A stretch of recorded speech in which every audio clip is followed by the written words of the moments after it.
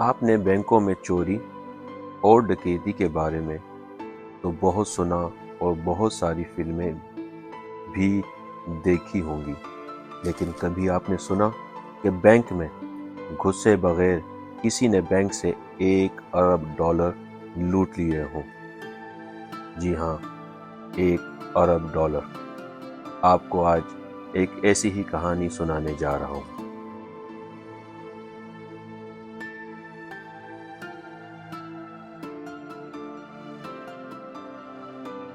بنگلہ دیشی central bank میں 5 فروری 2016 کو جمعے کی چھٹی تھی۔ بینک میں ایلیٹ ٹیم کے ڈیوٹی مینیجر زبیر بن ہدا اور ان کی ٹیم کے کچھ لوگوں کے علاوہ بینک میں کوئی نہیں تھا۔ ان لوگوں کا کام بینک کے بہت ہی اہم سسٹم جسے سوئفٹ کہتے ہیں کا خیال رکھنا ہے۔ سوئفٹ کا کام دنیا بھر میں پیسے بھیجنا ہے۔ سوئفٹ ہر ٹرانزیکشن کو ایک پرنٹر کے ذریعے پرنٹ کرتا ہے۔ دنیا بھر کے بینک نیو یارک کے فیڈرل ریزرو بینک کے سوئفٹ سے کنیکٹ ہے، جہاں سے روزانہ $1 ٹریلین کی ٹرانزیکشن ہوتی ہے۔ سوئفٹ ان تمام ٹرانزیکشنوں کو بینکوں کے پرنٹر کے ذریعے وہاں پرنٹ کرا دیتا ہے۔ زبیر بن ہدا اس دن بھی کام پر آنے کے ساتھ ہی پرنٹر کو چیک کرنے گیا، مگر پرنٹر سوئچ آف تھا۔ زبیر سمجھا کوئی ایرر ہوگا۔ انہوں نے اسے آن کرنے کی کوشش کی مگر کامیاب نہ ہو سکے۔ ہفتے والے دن انہوں نے پرنٹر کو کسی طرح آن کر لیا۔ پرنٹر کے آن ہوتے ہی ٹرانزیکشن پرنٹ ہونے لگی۔ سوئفٹ ٹیم نے جب ان ٹرانزیکشنوں کو جمع کرنا شروع کیا تو ان کے ہاتھ 35 ایسی ٹرانزیکشنز آئی جو تقریباً $1 ارب بنتے تھی۔ ٹیم کے ہوش اڑ گئے۔ ان کو کچھ سمجھ نہیں آ رہا تھا کہ کیا کریں۔ انہوں نے نیو یارک سوئفٹ کے ہیڈ کوارٹر سے رابطہ کرنا چاہا، مگر ہفتے کے دن کی وجہ سے وہاں چھٹی تھی اور سوئفٹ کا کوئی ایمرجنسی نمبر تو تھا نہیں۔ مگر کسی طرح ان کا رابطہ سوئفٹ سے ہو گیا، مگر آپریٹر نے انہیں بتایا کہ یہاں کوئی نہیں ہے، میں آپ کی کوئی مدد نہیں کر سکتی۔ آسان حل یہ ہے کہ آپ لوگ سوئفٹ کو شٹ ڈاؤن کر دیں۔ مگر ڈیوٹی مینیجر کے اختیار سے باہر تھا۔ اس نے فوراً بینک کے ڈپٹی گورنر سے رابطہ کیا۔ انہوں نے گورنر سے، مگر گورنر نے یہ کہہ کر کہ یہ کوئی تکنیکی خرابی ہوگی، سوئفٹ کو بند نہیں کیا جا سکتا۔ New York federal reserve bank کا سیکیورٹی سسٹم ایک شاہکار ہے جس کو ہیک کرنا بہت مشکل کام ہے، مگر یہاں سے روزانہ ٹریلینز آف ڈالر کی ٹرانزیکشن ہوتی ہیں۔ فیڈرل ریزرو بینک سوئفٹ کے ذریعے باقی بینکوں سے کنیکٹڈ ہے، جس کے ذریعے سے پیسے ایک بینک سے دوسرے بینک میں بھیجے جاتے ہیں۔ اس کا مطلب یہ ہے کہ کمزور لنک پورے سسٹم کو تباہ کر سکتا ہے۔ اٹیکرز کو پتا تھا کہ وہ فیڈ کے سسٹم کو ہیک نہیں کر سکتے، مگر فیڈ دنیا بھر کے بینکوں سے کنیکٹڈ ہے، تو انہوں نے کوئی ایسا بینک ڈھونڈنا شروع کیا جس کے بہت سارے پیسے فیڈ کے پاس ہو، اس کا ٹائم زون بھی فیڈ سے مختلف ہو اور جس کا کمپیوٹر سسٹم بھی اتنا مضبوط نہ ہو۔ چوری سے بہت پہلے، تقریباً 1 سال پہلے، اٹیکرز نے سوئفٹ کو اسٹڈی کیا۔ یہ راتوں رات یا ہفتوں کا نہیں بلکہ مہینوں کی پلاننگ تھی، اور یہ کام صرف ایک ہائیلی اسکل ٹیم ہی کر سکتی تھی۔ آج کے دور میں اگر کوئی بینک لوٹنے جائے تو 100 ملین کے لیے سے کئی گاڑیوں کی ضرورت پڑ سکتی ہے، مگر آن لائن۔ سوال یہاں یہ پیدا ہوتا ہے کہ اٹیکرز آخر بنگلہ دیشی بینک کے کمپیوٹر میں گھسے کیسے؟ اس کے لیے انہوں نے سسٹم کو نہیں، لوگوں کو چنا، وہاں کام کرنے والے لوگوں کو۔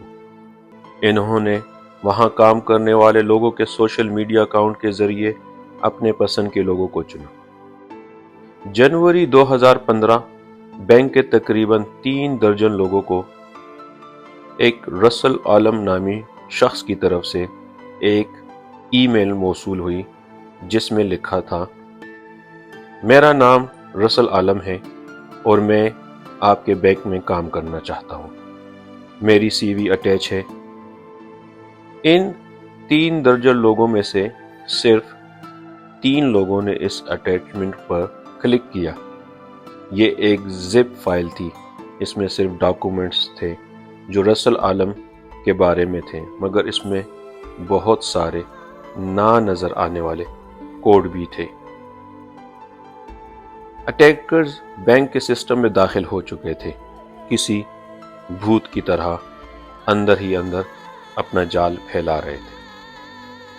بینک آف بنگلہ دیش کا ہر کمپیوٹر ایک ہی تار سے ایک دوسرے سے سیم نیٹ ورک سے کنیکٹڈ تھے، جو یا تو بہت بڑی بیوقوفی تھی یا اس کو کاسٹ کٹنگ ایکسرسائز کہہ سکتے ہیں، اور یہی تو اٹیکر کو چاہیے تھا کہ وہ ایک کمپیوٹر سے دوسرے پھر تیسرے کمپیوٹر میں جمپ کرتے رہیں اور پچھلا سارا ریکارڈ ساتھ ساتھ ڈیلیٹ کرتے رہیں۔ اس طرح وہ ایک دوسرے سے ہوتے ہوئے سوئفٹ تک پہنچ گئے۔ اس کے بعد مئی 2015 میں انہوں نے ایک چائنیز کو ہائر کیا کہ وہ فلپین جا کر وہاں کے RCBC بینک میں 4 مختلف اکاؤنٹس کھولے۔ یہ کام بغیر ان سائڈ مین کے نہیں ہو سکتا، جس کو اپنے رول کا پتہ تھا کہ اسے کیا کرنا چاہیے۔ 4 اکاؤنٹس میں $500 رکھے گئے اور پھر 9 مہینوں کی ایک لمبی خاموشی۔ 4 فروری 2016 تھرسڈے کو سوئفٹ ٹرمینل کے آپریٹر کے لوگ آف ہونے کے 3 گھنٹوں کے بعد اٹیکر لوگ آن ہوا، کیونکہ یہی وہ دن تھا جس کا انہوں نے کئی مہینوں تک انتظار کیا تھا۔ انہوں نے 35 مختلف ٹرانزیکشنوں کے ذریعے $951 ملین کی ریکویسٹ سوئفٹ کو بھیجی۔ 10 گھنٹوں کے فرق سے نیو یارک ابھی جاگا تھا۔ فیڈ کے آپریٹر نے دیکھا کہ بنگلہ دیش سے 35 مختلف ٹرانزیکشن کے ذریعے آلموسٹ $1 ارب کی ریکویسٹ بھیجی گئی ہے۔ آپریٹر نے ان تمام ریکویسٹوں کو ریجیکٹ کر دیا، لیکن ریجیکٹ کرنے کی وجہ اتنے سارے پیسے نہیں بلکہ ریکویسٹ کا فارمیٹ تھا۔ اٹیکرز اپنے کمپیوٹر کے سامنے ہی تھے۔ انہوں نے اسی وقت اسے صحیح فارمیٹ میں کنورٹ کر کے واپس بھیج دیا۔ بنگو! کچھ دیر بعد فیڈ آپریٹر نے 4 ریکویسٹ اپروو کر دی اور اس کے ساتھ ہی انہوں نے تمام ثبوت مٹانے شروع کر دیے۔ سوئفٹ کے ذریعے ہونے والی تمام ٹرانزیکشنز پرنٹر پرنٹ کر کے رکھتا ہے۔ اٹیکر یہ نہیں چاہتے تھے، انہوں نے پرنٹر کو ہیک کر کے زیرو کر دیا۔ اب وہ انتظار کرنے لگے کہ کب آپریٹر باقی کی ریکویسٹوں کو ریلیز کرتا ہے، مگر وہ انتظار ہی کرتے رہے، مگر باقی کی ٹرانزیکشنز ریلیز نہ ہو سکی، اور 3:45 بجے یہ لوگ لاک آؤٹ ہو گئے، کیونکہ وہ سمجھے نیو یارک بند ہو چکا ہے۔ مگر ایسا نہیں ہے، بلکہ فیڈ نے باقی تمام ٹرانزیکشن کو روک لیا تھا، جس کی وجہ بینک ایڈریس تھا۔ بینک منیلا کے جوپیٹر روڈ پر واقع تھا۔ جی ہاں، جوپیٹر روڈ۔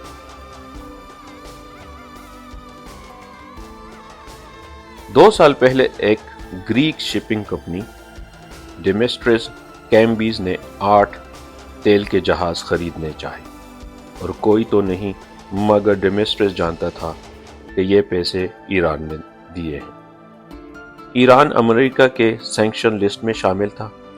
امریکہ میں کسی کو پتہ چل گیا کہ ایران مسٹر کیمبی کو فنڈ کر رہا ہے، جس کی کمپنی کا نام جوپیٹر سی ویز تھا۔ جی ہاں، جوپیٹر سی ویز۔ فیڈ کی جانب سے بنگلہ دیشی بینک کو میسج بھیجا گیا کہ وہ یہ کنفرم کریں کہ یہ ایک ریئل ٹرانزیکشن ہے، مگر اس کا کوئی جواب نہیں دیا گیا کیونکہ بینک کا پرنٹر تو بند تھا اور اٹیکر تو جا چکے تھے۔ اسے کہتے ہیں گڈ لک یا بیڈ لک۔ اس کی وجہ سے اٹیکر کئی 100 ملین کا نقصان کر چکے تھے اور بنگلہ دیشی بینک بہت بڑے نقصان سے بچ گیا تھا۔ ہفتے والے دن انہوں نے پرنٹر کو کسی طرح آن کر لیا اور تمام پرنٹس کو ایک جگہ جمع کرنے لگے۔ اتوار والے دن ٹیم نے جب ساری ٹرانزیکشنوں کو پھر سے دیکھا تو انہیں یہ پتہ چلا کہ 81 ملین ڈالر منیلا کے ایک بینک کے 4 مختلف اکاؤنٹ میں ٹرانسفر ہوئے ہیں اور فیڈ کی طرف سے تقریباً 900 ملین ڈالر کی ریکویسٹیں پینڈنگ پڑی ہوئی ہیں۔ انہوں نے منیلا کے بینک سے فوراً رابطہ کرنے کی کوشش کی، مگر وہاں پر چائنیز نیو ایئر کی چھٹیاں ہونے کی وجہ سے بینک بند تھے۔ اتوار والے دن ٹیم نے جب ساری ٹرانزیکشنوں کو پھر سے دیکھا تو انہیں یہ پتہ چلا کہ 81 ملین ڈالر منیلا کے ایک بینک کے 4 مختلف اکاؤنٹ میں ٹرانسفر ہوئے ہیں اور فیڈ کی طرف سے تقریباً 900 ملین ڈالر کی ریکویسٹیں پینڈنگ پڑی ہوئی ہیں۔ انہوں نے منیلا کے بینک سے فوراً رابطہ کرنے کی کوشش کی، مگر وہاں پر چائنیز نیو ایئر کی چھٹیاں ہونے کی وجہ سے بینک بند تھے۔ واہ، کیا کلاسی پلاننگ تھی، جیسے کسی فلم ڈائریکٹر نے لکھی ہو۔ انہوں نے انہی دنوں میں اپنی چوری کو انجام تک پہنچانا تھا جب 3 ملکوں کے بینکوں کا آپس میں کوئی رابطہ ناممکن تھا۔ جمعے کو بنگلہ دیش میں چھٹی، ہفتے اور اتوار نیو یارک میں کوئی نہیں تھا اور پیر والے دن منیلا میں چائنیز نیو ایئر۔ ابھی تک ہیکر کے ہاتھ صرف خالی نمبر تھے، بہت سارے زیرو، اور اب انہوں نے سب سے مشکل کام سر انجام دینا تھا، ان نمبروں کو کیش میں تبدیل کرنا اور فلپین سے جلد نکل جانا۔ مگر کیسے؟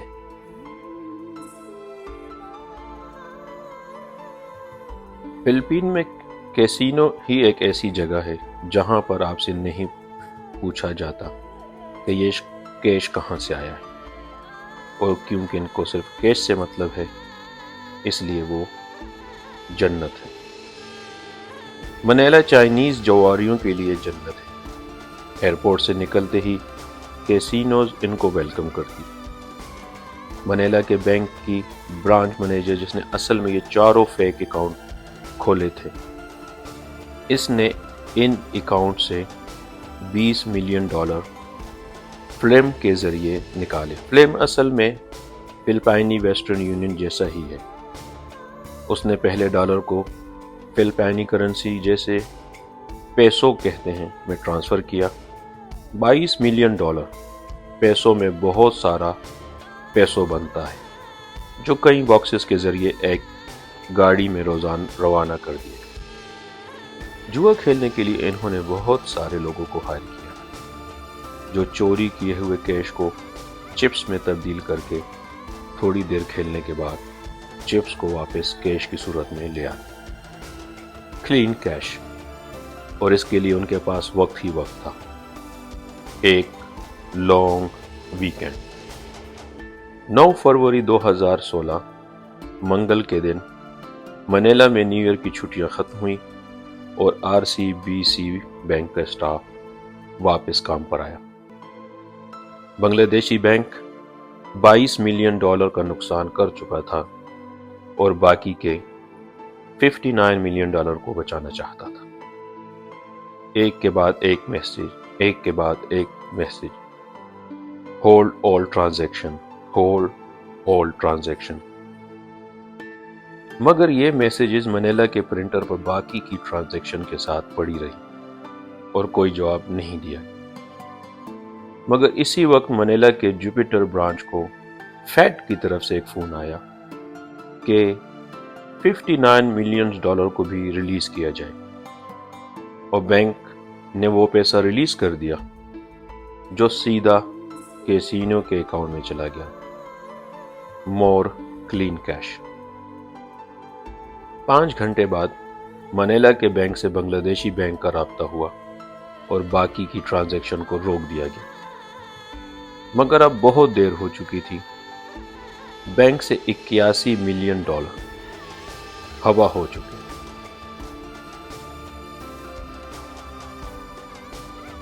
ایک مہینے تک کسی کو کچھ پتہ نہیں چل سکا کہ کتنی بڑی چوری ہو چکی۔ مگر 1 مہینے بعد منیلا کے کورٹ میں ایک کیس فائل ہوا۔ بینک مینیجر نہیں چاہتی تھی کہ اس کا کسی کو پتہ چلے، مگر کورٹ میں آتے ہی بات پریس تک، اور اس کے بعد نہ صرف فلپائن گورنمنٹ کو بلکہ بنگلہ دیشی گورنمنٹ کو، جس کے پیٹھ پیچھے یہ سب کچھ چل رہا تھا، بلکہ پوری دنیا کو پتہ چل گیا کہ کیا ہوا ہے۔ بنگلہ دیشی بینک کے گورنر عطیہ الرحمان نے ریزائن کر دیا، جو کہ بینکنگ سیکٹر میں بہت ہی ریسپیکٹڈ پرسن شمار ہوتے تھے۔ انہوں نے بنگلہ دیشی بینک کو کافی اچھے طریقے سے چلایا تھا۔ مگر سزا منیلا کی بینک RCBC کی مینیجر کو ملی۔ وہاں کے منی لانڈرنگ کونسل نے 56 سال کی سزا اور $109 ملین کا جرمانہ، جو کہ اصل چوری سے بھی بہت زیادہ تھا، کی سزا سنائی۔ یہ ایک بہت ہی حیرت انگیز کہانی ہے کہ کس طرح انہوں نے اس چوری کو انجام دیا، کس طرح پورے 1 سال بعد تقریباً 100 ملین کیسینو سے لے کر چلتے بنے، اور کس طرح انہوں نے پورے سال کی چھٹیوں کا حساب لگایا تھا۔